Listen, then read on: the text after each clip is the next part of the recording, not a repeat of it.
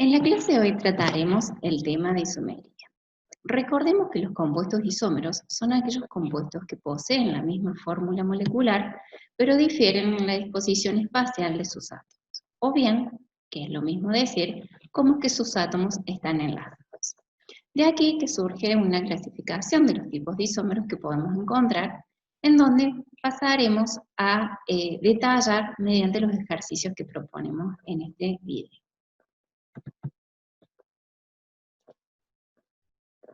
En el ejercicio 1 proponemos de los siguientes compuestos, ¿cuáles de ellos existe isomería estructural?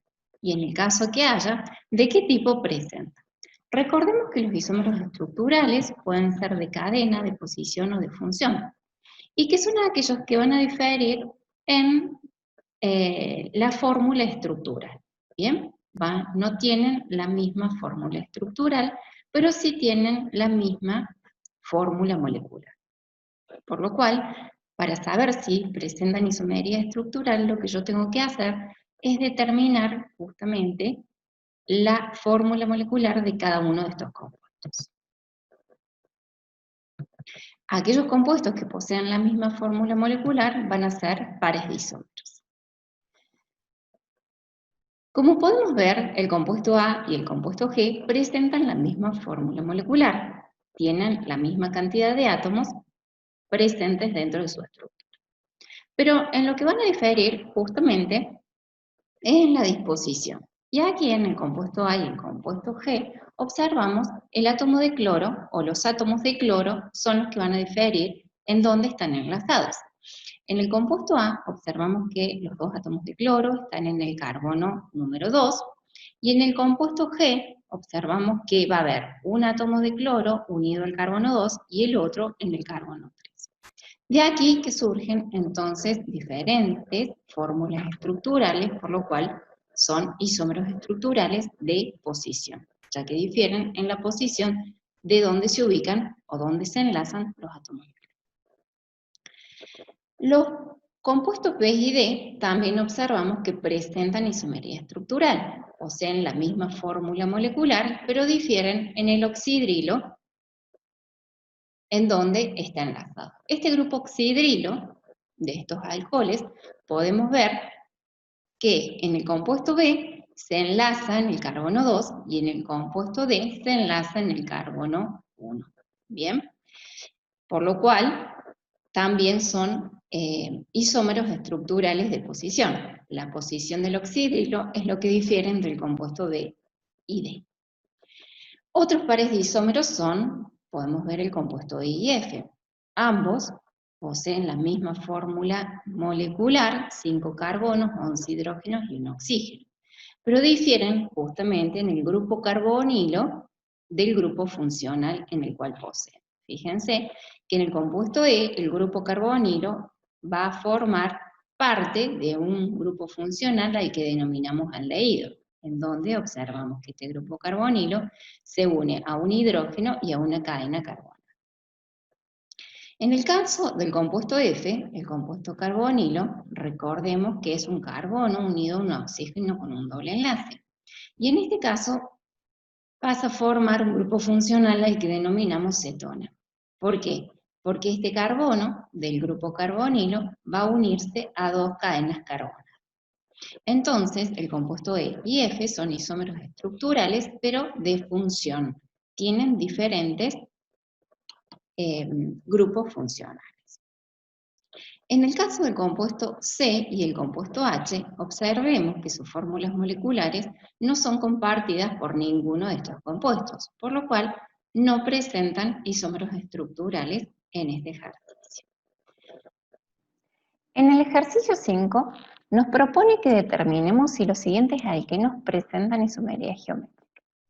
Recordemos que los isómeros geométricos son aquellos compuestos que van a tener la misma fórmula molecular, la misma fórmula estructural, pero van a diferir en la ubicación espacial de sus átomos. Aquellos compuestos que pueden presentar este tipo de isomería son los alquenos o bien los ciclos. Ambas moléculas son moléculas planares y lo que nos tenemos que fijar es si existe este tipo de isomería es en los sustituyentes.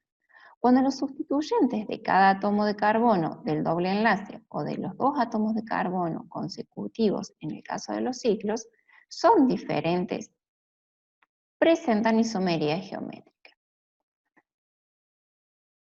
En este caso, en el alqueno, cuando estos sustituyentes metilos se ubican hacia un mismo lado del plano, va a adquirir la estructura cis, al igual que en el ciclo, y cuando se ubiquen en planos distintos, dan origen a la estructura trans, al igual que este ciclo. Regresando a nuestro ejercicio, entonces nos vamos a ubicar en el doble enlace, y aquí vamos a ver si los sustituyentes en cada átomo de carbono son diferentes. Como vemos, el compuesto A, este carbono tiene dos grupos etilos como sustituyentes, por lo cual va a carecer de isomería geométrica. En el caso del compuesto B, observemos este doble enlace, en donde los 4 sustituyentes en cada átomo de carbono son diferentes, por lo cual este compuesto presenta isomería geométrica. En los otros ejemplos podemos analizar que en el compuesto C va a carecer de isomería geométrica. Y eso es debido a que este carbono presenta la unión con dos hidrógenos. Al ser sustituyentes iguales, carecen entonces de isomería geométrica. En el compuesto D, me tengo que ir fijando por doble enlace. En cada doble enlace puede presentar disposiciones distintas. Entonces, este átomo de carbono se va a unir a un hidrógeno y un grupo metilo. Son sustituyentes diferentes. Y en este átomo de carbono observo que se va a unir a un hidrógeno y a su vez va a tener este grupo que es el otro sustituyente, totalmente distinto al hidrógeno. Por lo cual, este doble enlace va a presentar isomería geométrica. En el caso de este doble enlace, observemos que este carbono ya se une a dos hidrógenos, que son sustituyentes iguales, por lo cual no tienen en este doble enlace isómeros geométricos. Pasemos al compuesto E. En el compuesto E, observo entonces en este primer doble enlace que este carbono se une a un hidrógeno y a un grupo metilo. Y el segundo carbono, tenemos un hidrógeno como sustituyente y toda esta parte de la molécula. Por lo cual, este doble enlace presenta isomería geométrica. Si me voy ahora al segundo doble enlace, este carbono se une a un hidrógeno y a toda esta parte de la molécula. Presenta sustituyentes diferentes. Y este carbono se une a un hidrógeno y a un radical etilo, por lo cual también presenta isomería geométrica. En el compuesto F hago lo mismo, me fijo en este primer doble enlace en donde este carbono se une a un hidrógeno y a un grupo metilo, y en el segundo carbono se une a un hidrógeno y a todo este grupo que tengo acá, por lo cual presentaría isomería geométrica. En el caso del segundo doble enlace, el carbono se une a un hidrógeno y toda esta parte de la estructura del compuesto, y luego este carbono se une a un hidrógeno y a un grupo metilo, por lo cual todos los sustituyentes son diferentes en cada átomo de carbono que conforma el doble enlace. Eso hace que este segundo doble enlace, el compuesto F, también presente isomería geométrica. En el ejercicio 11 me propone que determine en los siguientes isómeros estructurales del monocloro isopentano cuál de ellos presentan isomería óptica. Recordemos que los isómeros ópticos van a ser aquellos compuestos que tengan actividad óptica, por lo cual lo que van a hacer es van a desviar la luz polarizada. Esta propiedad de la desviación de la luz polarizada se determina de manera experimental, por lo cual nosotros sabemos que los compuestos que presenten actividad óptica van a tener la presencia de carbonos quirales. Y un carbono quiral son aquellos carbonos que se van a unir a 4 sustituyentes diferentes.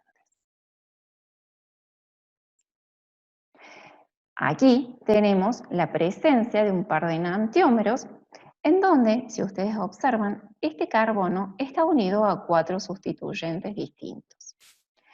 Estos carbonos se denominan carbonos quirales o carbonos asimétricos y son imágenes especulares no superponibles.